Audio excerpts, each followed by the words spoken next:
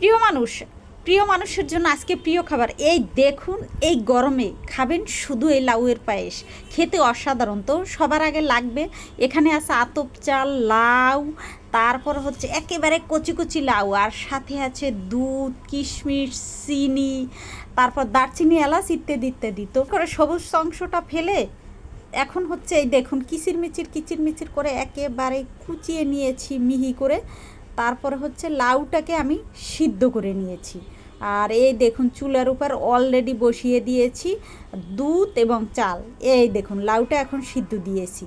লাউটাকে একটু ভালো করে সিদ্ধ করে নিতে হবে যাতে গ্রানটা না আসে। এই যে লাউটা সিদ্ধ হয়ে গেছে, এটাকে ভালো করে জলটাকে ফেলে আমার হচ্ছে আতপ চাল আর দুধ সিদ্ধ হয়ে গেছে, এর মধ্যে লাউটা দিয়ে দিয়েছি।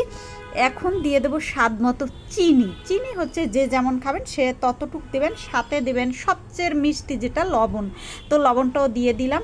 এখন হচ্ছে চালটাকে আমি একটু একেবারে মিহি করে দেব, ডাল ঘোটনা দিয়ে ভালো করে ভেঙে দিয়েছি।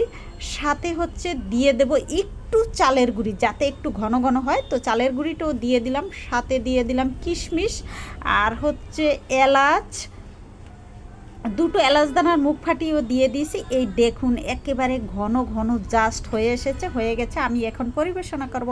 খেতে কিন্তু অসাধারণ। আজকে কিন্তু আমার ঘরে অনেক গেস্ট আছে, তো গেস্টদের পরিবেশনা করেছি, খেতে নাকি অসাধারণ হয়েছে। প্রিয় মানুষগুলো সবাই এই গরমে এই লাউয়ের পায়েস খাবেন। সবাইকে অসংখ্য ধন্যবাদ। সবাই অবশ্যই প্রতিভা কিচেন লাইক কমেন্ট শেয়ার করবেন, পাশে থাকবেন, ভালো থাকুন।